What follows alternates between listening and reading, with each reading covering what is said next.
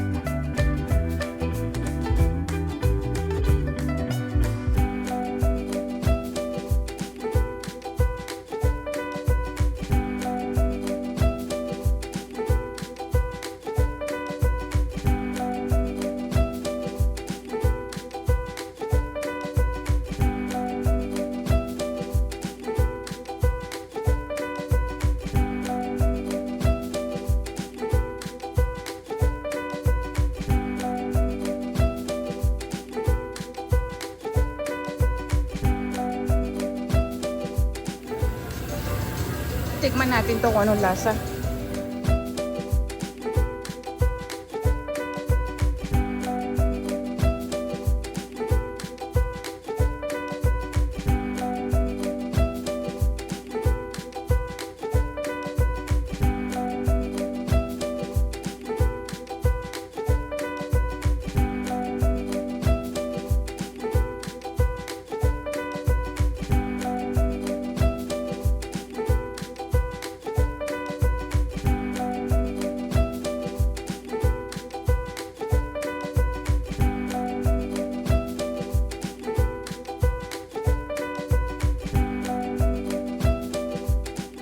Parang quinoa to eh.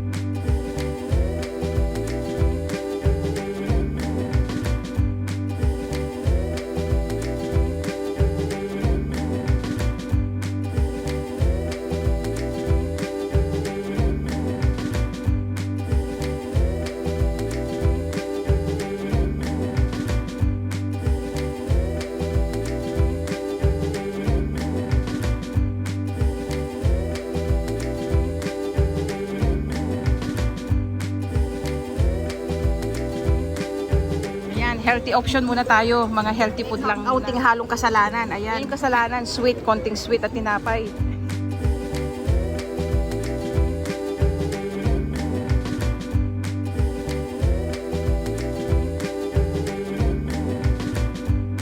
Hindi tayo makakapag-vlog ng gusto, may music.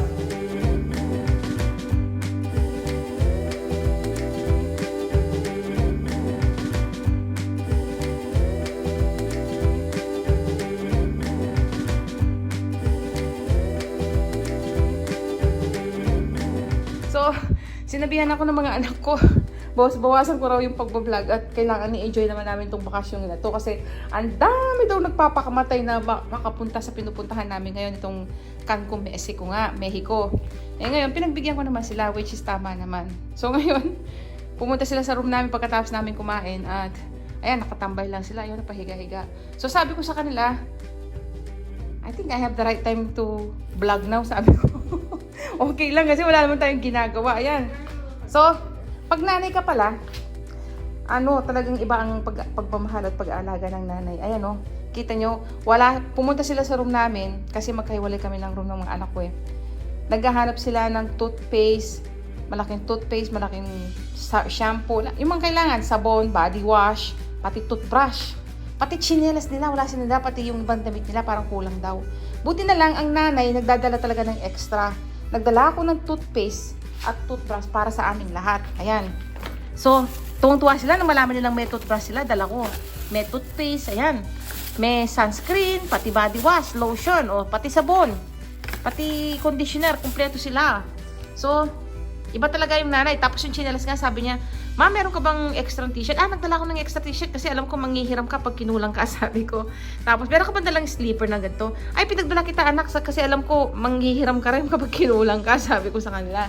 Ayan. Tapos yung anak ko, sabi ng anak ko, "Mami, yun lang ba yung dala mong damit sa akin? Pero wala namang naligaw sa'yo." Sabi ko, "Anak, dinagdagan ko, meron pa doon sa amin." Kinuha niya yung damit niya. So, iba talaga pag nanay ang nag-asikaso, lahat kumpleto.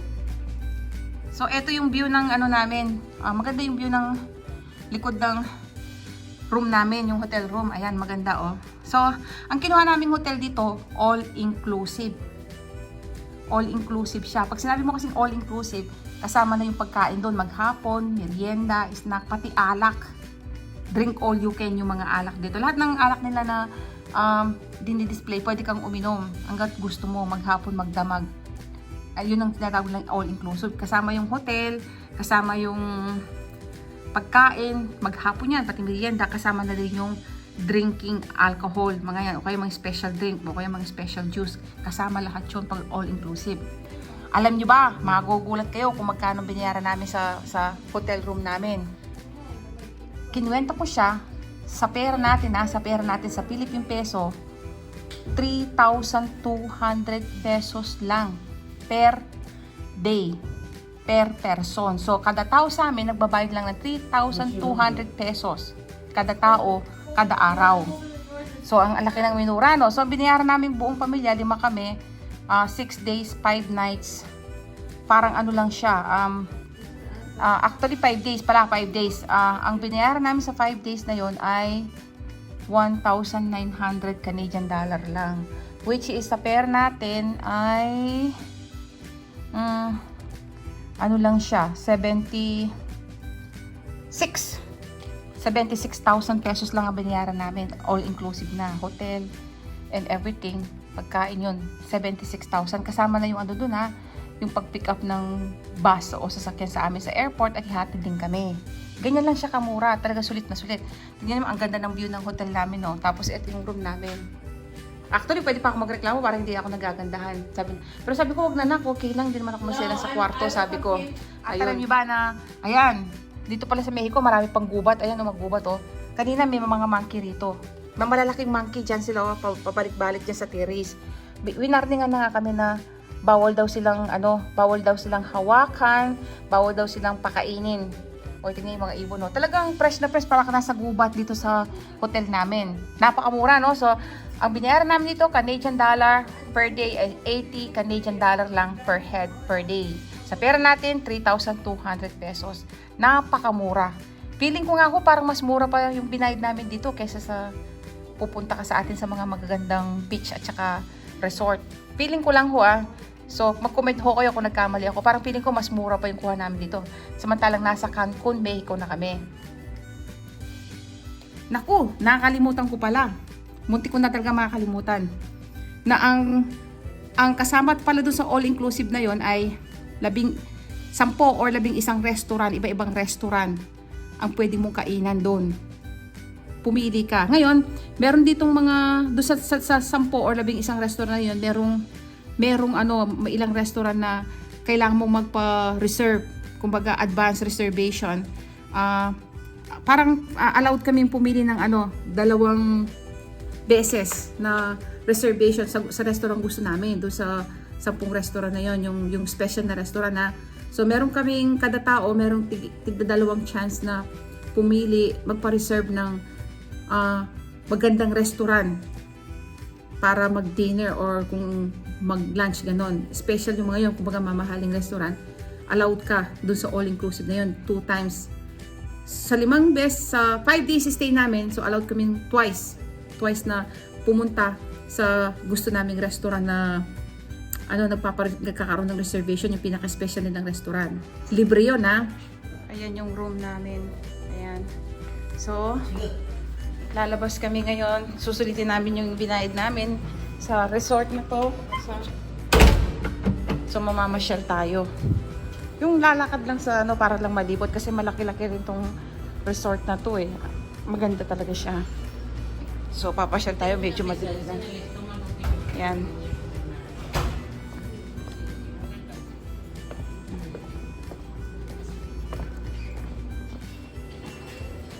Ayan yung resort. Maganda siya, no? Ayan, no? Ayan. Ang taas-taas ng kwartong binigay sa amin. Para kung hinihingal bago makakyat, third floor. Tapos walang elevator. Pero maganda na rin to exercise. So, ayan yung harap nung room namin. May swimming pool. Ayan. Ayan yung swimming pool. So, ayan. Ganito ang itsura ng mga resort. And ito palang pinuntahan namin ay Xcaret. Xcaret nga ba?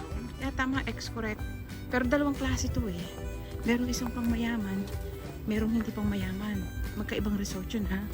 Nandito tayo sa hindi pang mayaman, pang mahirap. Sabi ng asawa ko, nandito, dinugtuan niya kaagad ng pang mahirap eh. So, dalawang resort ito. Yun nga, yung isang pang mayaman at saka isang pang ano lang. Yung nga regular o pang mahirap na nga. Nandito lang tayo sa pang mahirap. Ayan. Ayan, maganda siya, no? Ayan, no? Malaki siya, oh. Ayan, no? Ayan, yung mga gift shop nila. Ayan. Maganda siya, no? Alam mo, itong resort na to, nasa magubat siyang parte ng Mexico, eh. Ayan, no? Magaganda yung mga room nila, no? Ayan. Kita naman ninyo, ang bayad namin dito, ano lang? Nasa $80 hanggang $85 lang per day, kada tao. Per head yun. So, laking tipid, no? Ang parang nasa 3,200 hanggang 3,500 pesos lang. Kada araw. All inclusive yun, ha? May kasamang alak. Lahat ng gusto mong inumin alak. Yung hanggang gusto mong uminom ng alak, pwede. Pati drinks, iba-ibang drinks. Pagkain, 1 to sawa ka. 11 yata. Kung di 10, 11 yung restaurant na pwede mong kainan doon. Pumili ka. Yung iba mga class na restaurant na kailangan mo pa ng reservation. Ayan.